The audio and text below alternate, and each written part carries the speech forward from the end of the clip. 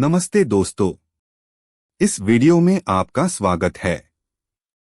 दोस्तों, कहते हैं कि पति पत्नी की जोड़ी जो ऊपर से बनकर आती है, उन्हें कोई मिटा नहीं सकता। पर क्या वास्तव में पतित का यह पवित्र रिश्ता केवल एक जन्म का होता है या फिर यह रिश्ता कई जन्मों तक आत्मा से बंधा रहता है? तो दोस्तों, आज की इस अलौकिक कथा में भगवान श्री हरि विष्णु जी ने स्वयं मां लक्ष्मी जी को बताया है कि पतित का रिश्ता कितने जन्मों तक रहता है। तो आप इस कथा को अंत तक अवश्य सुनिएगा। कथा अच्छी लगे तो वीडियो को लाइक और चैनल को सब्सक्राइब जरूर करें। दोस्तों, एक बार की बात है, भगवान श्री हरि विष्णु जी क्षीर सागर में शेषनाग की शैया पर विश्राम कर रहे थे और मां लक्ष्मी जी उनके चरण दबा रही थी। तभी माता लक्ष्मी के मन में एक विचार आता है और वह भगवान विष्णु जी से कहती है, हे स्वामी, मेरे मन में आज एक प्रश्न उठ रहा है। क्या आप कृपा करके मेरे इस प्रश्न का उत्तर बताकर मेरे मन की जिज्ञासा को शांत करेंगे? तब भगवान विष्णु जी मुस्कुराते हुए कहते हैं, हे देवी, अवश्य बताइए, आपका वह प्रश्न कौन सा है जो आपके मन को बेचैन कर रहा है।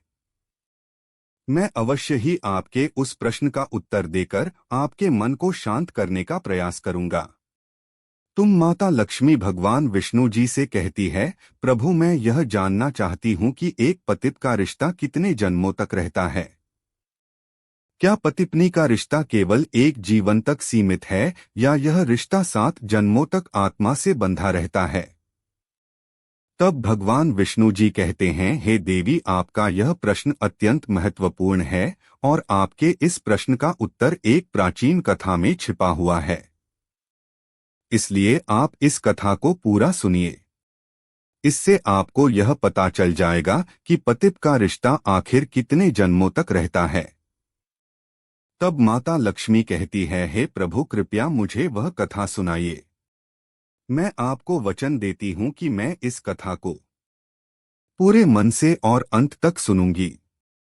दोस्तों, फिर भगवान विष्णु जी माता लक्ष्मी को वह कथा सुनाने लगते हैं। दोस्तों, कथा शुरू करने से पहले सभी लोग प्यार से कमेंट बॉक्स में लिखिए, जय श्री हरि भगवान विष्णु, जय मां लक्ष्मी। तो चलिए कथा को शुरू करते हैं।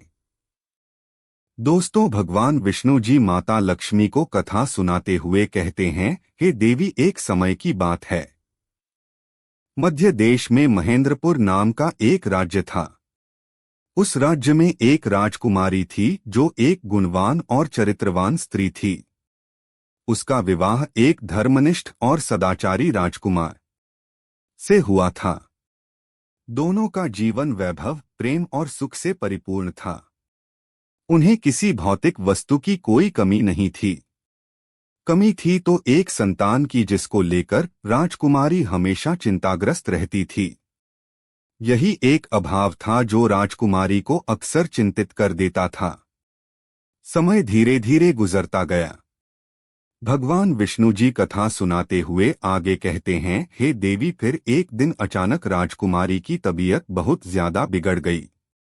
उसे आभास होने लगा कि अब उसकी अंतिम घड़ी निकट है। उसने अपने प्रिय राजकुमार को पास बुलाया और कहा, प्रियवर, मैंने सदा आपको अपना सर्वस्व समझा है, हमेशा आपको प्रेम किया है और आपकी सेवा में कोई कमी नहीं छोड़ी।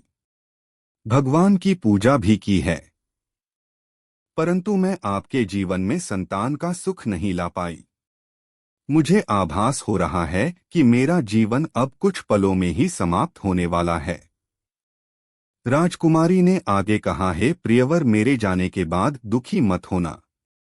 मेरी यादों के सहारे जीवन व्यतीत करना। मैं आपको वचन देती हूँ कि अगले जन्म में फिर से आपकी पत्नी बनूंगी। तब मैं आपकी संतान की इच्छा अवश्य ही पूरी करूंगी। इतना कहकर उस राजकुमारी की मृत्यु हो जाती है। भगवान विष्णु जी माता लक्ष्मी जी से आगे कहते हैं, हे देवी, फिर समय आने पर एक दिन राजकुमार भी अपना शरीर त्याग देता है।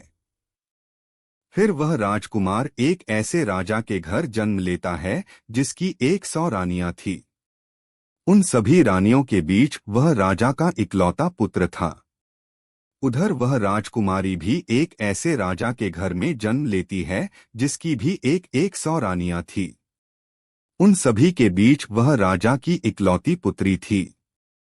दोस्तों, वह जिस राजा का पुत्र था, उस राजा के पास एक अत्यधिक बुद्धिमान और निष्ठावान तोता था। वह राजा हर महत्वपूर्ण निर्णय में उस तोते की सलाह लिया करता था और उसकी बातों पर पूरी तरह से विश्वास करता था, चाहे समस्या कितनी भी जटिल क्यों न हो। वह राजा तोते से परामर्श करना कभी नहीं भूलता था। फिर एक दिन उस राजा ने अपने तोते को बुलाकर कहा, हे तोते, मैं तुम्हें एक बहुत अहम कार्य सौंप रहा हूं जिसे तुम्हें पूरा करना है। तब तोते ने कहा, महाराज, मैं आपके लिए कुछ भी करने के लिए तैयार हूं, बस आप आज्ञा दे दीजिए। फिर राजा ने कहा, हे तोते, तुम तो जानते ही हो, मेरा सिर्फ एक ही पुत्र है और मैं उसके लिए एक ऐसी राजकुमारी चाहता हूं जो हर दृष्टि से विशेष हो। तुम्हें बस वैसी ही राजकुमारी ढूंढनी है। उसके बाद राजा ने उस तोते को अपने मन की सारी बात बता दी कि वह कैसी बहू चाहता है। राजा की बात सुनकर वह तोता राजी हो गया। उसने राजा से कहा, महाराज, आप जैसी भी बहू चाहते हैं, कृपया उसके गुणों को एक कागज पर लिखकर मेरे पैर में बांध दीजिए। इसके बाद आप बेफिक्र हो जाइए। मैं वैसी ही राजकुमारी को ढूंढकर आपके पास ले आऊंगा जैसी आप चाहते हैं। तोते की यह आत्मविश्वास पूर्ण बात सुनकर राजा बहुत प्रसन्न हुए। उन्होंने तुरंत ही अपनी पसंद की राजकुमारी के गुणों को एक कागज पर लिख दिया और उस कागज को तोते के पैर में बांधते हुए राजा ने उसे इस महत्वपूर्ण कार्य के लिए भेज दिया। अब तोता राजकुमारी की खोज में एक पड़ोसी राज्य में जा पहुंचा, परंतु जब वह वहां पहुंचा तो मौसम ने अचानक करवट ले ली। वहां तेज बारिश शुरू हो गई। फिर उसे बारिश से बचने के लिए एक जंगल में किसी सुरक्षित जगह की शरण लेनी पड़ी। उड़ते उड़ते वह एक घने जंगल में जा पहुंचा। जंगल में उसे एक पुराना खोखला पेड़ दिखाई दिया। तोते ने सोचा कि यह पेड़ उसके आराम करने के लिए एकदम सही जगह है, तो वह वहां शरण लेने के लिए ठहर गया। भगवान विष्णु जी कहानी सुनाते हुए आगे कहते हैं, हे देवी, जैसे ही उस तोते ने उस खोखले पेड़ के अंदर जाने के ये सोचा, तभी अंदर से एक आवाज आई, तुम अंदर मत घुसना, नहीं तो तुम अंधे हो जाओगे। यह सुनकर तोता बहुत घबरा गया और उसने पेड़ के अंदर जाने का विचार छोड़ दिया। वह पेड़ की जड़ के पास उगी हुई एक टहनी पर जाकर बैठ गया और बारिश रुकने का इंतजार करने लगा। जब बारिश रुक गई तो उस खोखली जगह में से एक मैना बाहर आई और सीधा तोते के पास आकर बैठ गई। फिर तोता और मैना दोनों बहुत देर तक बातें करते रहे। इस दौरान तोते ने मैना को सारी बात बताई कि वह कहाँ जा रहा है। तोते की बात सुनने के बाद मैना कहने लगी, आज की यह मुलाकात मेरे लिए बहुत खास रही है। फिर वह मैना तोते से आगे कहती है, जैसे आप अपने राजा के प्रति वफादार हैं, वैसे ही मैं भी अपने राजा के प्रति वफादार हूँ। आप अपने राजा के पुत्र के लिए ऐसी राजकुमारी की खोज में निकले हैं जिसमें सभी गुण हो। ठीक उसी तरह मैं भी अपने राजा की पुत्री यानी राजकुमारी के लिए एक ऐसे राजकुमार की तलाश में हूँ जो हर दृष्टि से श्रेष्ठ और गुणवान हो। भगवान विष्णु जी कहानी सुनाते हुए आगे कहते हैं, हे देवी, फिर वह तोता मैना से कहता है, हे मैना, हमारे राजा ने आदेश दिया है कि हमें ऐसी राजकुमारी ढूंढनी है जो ऐसे घराने से हो जहां राजा की 100 रानियां हो, क्योंकि हमारे राजा की भी 100 रानियां हैं। तब मैना कहती है, अब तो बात बन ही जाएगी, क्योंकि तुम्हारे राजा की 100 रानियां हैं और हमारे राजा की भी 100 रानियां हैं। तुम्हारे राजा का भी केवल एक पुत्र है और हमारे राजा की भी केवल एक पुत्री है। तुम्हारे राजा का पुत्र भी सर्वगुण संपन्न है और हमारे राजा की पुत्री भी हर गुण में श्रेष्ठ है। भगवान विष्णु जी कहानी सुनाते हुए आगे कहते हैं, हे देवी, इस प्रकार तोते ने मैना को राजकुमार की सारी पसंद विस्तार से बता दी और मैना ने भी राजकुमारी की रुचियां और विशेषताएं तोते को समझा दी। फिर दोनों तोता और मैना राजकुमारी के राज्य में आ गए। तोता मन ही मन बहुत खुश था। वह सोच रहा था कि अब मेरे राजा का सपना पूरा हो जाएगा। जैसी राजकुमारी वे चाहते थे वैसी ही राजकुमारी मुझे मिल चुकी है। अब उनकी हर इच्छा पूर्ण होगी। भगवान विष्णु जी कहानी सुनाते हुए आगे कहते हैं, हे देवी, जब तोता और मैना उड़ते हुए राजकुमारी के महल में पहुंचे तो महल के एक सिपाही ने उन्हें देख लिया। वह सिपाही तुरंत राजा के पास गया और बोला, महाराज, आपने मैना को जिस काम के लिए भेजा था उसने आपके साथ बहुत बड़ा विश्वासघात किया है। वह राजकुमार की तलाश में कहीं नहीं गई। मैंने अपनी आंखों से उसे एक तोते के साथ घूमते हुए देखा है। उसने आपकी आज्ञा का उल्लंघन किया है और आपकी बातों को पूरी तरह से भुला दिया है। सिपाही की यह बात सुनकर राजा को बहुत गुस्सा आ जाता है और वह तोता और मैना को दोनों को मारने का आदेश देता है। जब यह बात मैना को पता चली तो उसने तोते से कहा, हे तोता, हम दोनों की जान अब खतरे में है। हमें जितनी जल्दी हो सके यहाँ से भाग जाना चाहिए। अगर हम यहीं रुके रहे तो बेमौत मारे जाएंगे, इससे पहले कि राजा के सिपाही हमें ढूंढ ले। चलो यहाँ से दूर भाग जाते हैं। फिर ऐसा सोचकर तोता और मैना ने तुरंत वहां से उड़ान भरी और बहुत दूर निकल गए। राजा के सिपाहियों ने तोता और मैना को ढूंढने की बहुत कोशिश की, लेकिन वे कहीं नहीं मिले। अंत में सिपाहियों ने यह मान लिया कि तोता और मैना को राजा के आदेश का पता चल गया होगा, इसलिए वे भाग गए होंगे। यह सोचकर राजा के सिपाही खाली हाथ महल लौट आए। भगवान विष्णु जी कहानी सुनाते हुए आगे कहते हैं, हे देवी, फिर कुछ दिन तक तोता और मैना ने इंतजार किया ताकि लोग उस बात को भूल जाएं। जब उन्हें लगा कि सही समय आ गया है तो वे फिर से महल लौट आए और आकर तोता राजा के बाएं घुटने पर बैठ गया और मैना उनके दाएं घुटने पर बैठ गई। फिर मैना ने राजा से पूछा, है महाराज, आप हमें क्यों मारना चाहते थे? हमने हमेशा आपकी वफादारी की है। आपके महल के सिपाही हमसे जलते हैं और इसलिए उन्होंने आपके सामने हमारी बुराई की। लेकिन हम दोनों, तोता और मैना, जो बड़े शान वाले बुद्धिमान और अमीर राजाओं के वफादार सेवक हैं, हमने आपके साथ हमेशा वफादारी की है। इसके बाद तोता और मैना ने राजा के समक्ष अपनी पूरी बात रखी। तोता और मैना ने राजा से कहा, है महाराज, हम दोनों उन दो राजाओं के सेवक हैं जिनके राज्य में 100 से 100 रानियां हैं। उनमें से एक राजा का केवल एक पुत्र है और दूसरे राजा की केवल एक पुत्री है। यह दोनों राजाओं ने भले ही कभी एक दूसरे को देखा नहीं है, लेकिन वे अपने बच्चों का विवाह एक दूसरे के बच्चों के साथ करना चाहते हैं। एक राजा को ऐसी बहू चाहिए जैसे दूसरे राजा की पुत्री है, और दूसरे राजा को वैसा ही दामाद चाहिए जैसे पहले राजा का पुत्र है। तोता और मैना ने आगे कहा, महाराज देखिए, हम दोनों उन्हीं दो राजाओं के सेवक हैं। भगवान की कृपा से हम राज्य के बाहर एक जंगल में मिले और यह शुभ समाचार लेकर आपके पास आए हैं।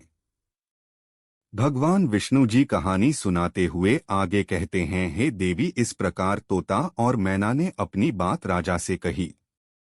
उनकी बात सुनकर राजा बहुत प्रसन्न हुए। उसी समय तोते ने अपना पैर राजा की ओर बढ़ाया जिस पर एक छोटा सा कागज बंधा हुआ था। उस कागज पर ठीक ठीक वही बातें लिखी थी जो राजा ने अपनी पसंद को लेकर कही थी। राजा ने जब वह कागज पढ़ा तो उसके चेहरे पर प्रसन्नता छा गई। हालांकि शुरुआत में राजा को तोता और मैना की बातों पर थोड़ा संशय हुआ, परंतु जब उसने उनके पास मौजूद दोनों कागजों को मिलाकर देखा और हर बात एकदम सटीक पाई, तो उसकी सारी शंका समाप्त हो गई और उसे तोता मैना पर भरोसा हो गया। फिर राजा ने तोते के पैर से राजकुमार की सुंदर शाही तस्वीर निकाली और तुरंत उसे अपनी रानियों के पास भिजवा दिया। राजा ने रानियों से कहा कि इस तस्वीर को ध्यान से देखिए और बताइए क्या यह राजकुमार हमारी राजकुमारी के लिए योग्यवर है या नहीं। क्या आप सभी रानियां इस राजकुमार को पसंद करती हो या नहीं। भगवान विष्णु जी कथा को आगे बढ़ाते हुए कहते हैं कि देवी कुछ दिन बीत गए पर रानियों की तरफ से कोई उत्तर नहीं आया। इस बीच राजकुमारी को राजकुमार की तस्वीर बहुत पसंद आ गई। वह राजकुमार की तस्वीर को हर समय अपने पास रखती थी और निहारती रहती थी। आखिरकार कुछ दिनों के बाद रानियों की तरफ से जवाब आया कि राजकुमार सबको पसंद आए। अब उसका विवाह जल्द ही हो जाना चाहिए क्योंकि राजकुमारी तो राजकुमार को देखे बिना जी नहीं पा रही थी। जैसे ही रानियों का जवाब राजा के पास पहुंचा तो राजा ने उस तोते को वापस भेजते हुए कहा, है प्रिय तोता, अपने राजा से जाकर कह दो कि राजकुमार के लिए उसकी मनपसंद राजकुमारी मिल गई है और 3 महीने के भीतर विवाह के लिए हमारे पास आ जाएं। फिर तोते ने आदर पूर्वक झुककर राजा को प्रणाम किया और अपने देश की ओर निकल पड़ा। अपने देश पहुंचकर उसने राजा को अपनी यात्रा की सफलता के बारे में विस्तार से बताया। जब राजा ने यह सुना कि उसे अपने राजकुमार के लिए वैसी ही राजकुमारी मिली है जैसी वह चाहता था तो वह बहुत खुश हुआ। फिर राजा ने तुरंत इस शुभ समाचार का भव्य रूप से जश्न मनाने का आदेश दे दिया। राजा ने अपने पुत्र के लिए सबसे कीमती और बेहतरीन कपड़े बनवाए। घोड़ों के लिए शानदार जीन बनवाई गई। सिपाहियों के लिए भी नई और आकर्षक वेशभूषा बनवाई गई। इसके अलावा अनेक प्रकार की भेंट जैसे अनमोल हीरे जवाहरात, सुंदर वस्त्र, मुश्किल से मिलने वाले फल, कीमती मसाले और उत्तम मित्र इकट्ठा किए गए। राजा ने हर चीज बड़ी सावधानी और ध्यान से तैयार करवाई ताकि इस मौके को यादगार बनाया जा सके। भगवान विष्णु जी कहानी सुनाते हुए आगे कहते हैं, हे देवी, महीने बहुत जल्दी बीत गए। इतनी तैयारियों में समय कब निकल गया पता ही नहीं चला। लेकिन अफसोस, शादी से कुछ दिन पहले ही राजकुमार के पिता यानी राजा बहुत बीमार पड़ गए और उनकी मृत्यु हो गई। यह घटना परिवार के लिए एक बहुत बड़ा आघात था। राजकुमार को विवाह के लिए जाना स्थगित करना पड़ा क्योंकि ऐसे दुखद समय में राजकुमार का विवाह पर जाना अपने पिता का अपमान करना दिखाता था। फिर जैसे ही राजकुमार के पिता की मौत के शोक का समय बीता तो फिर राजकुमार तोते के साथ राजकुमारी के देश की ओर रवाना हो गया। राजकुमारी का देश ज्यादा दूर नहीं था, इसलिए राजकुमार तोते के साथ जल्दी ही वहां पहुंच गया।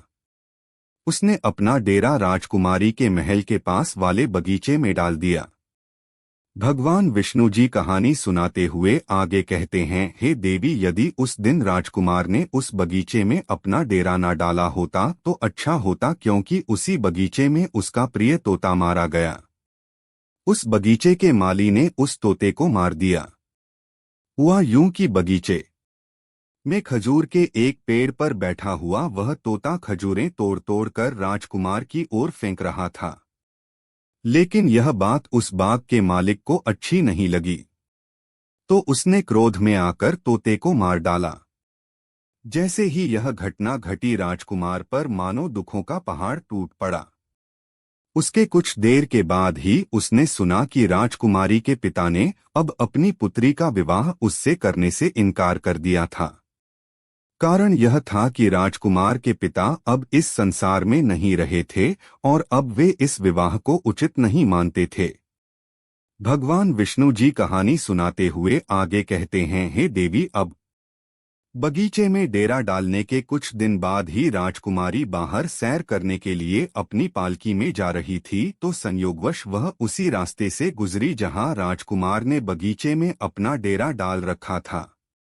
जैसे ही उसकी दृष्टि बगीचे की ओर गई उसकी नजर राजकुमार पर पड़ी। राजकुमारी ने राजकुमार को तुरंत पहचान लिया क्योंकि उसकी तस्वीर अभी भी राजकुमारी के पास थी। तो दोस्तों, आशा करता हूं आपको आज की यह कथा जरूर पसंद आई होगी। ये भाग 1 है। दूसरा भाग अगली वीडियो में देखेंगे। अगर आपको आज की यह कथा कुछ सिखा गई हो तो इस वीडियो को लाइक जरूर करें और इसे अपने दोस्तों के साथ भी शेयर करें और हमारे चैनल को सब्सक्राइब करना ना भूलें। प्रेमले कमेंट बॉक्स में लिखिए जय श्री राधे कृष्णा। तो मिलते हैं अगले वीडियो में। तब तक के लिए आप अपना ख्याल रखें। धन्यवाद।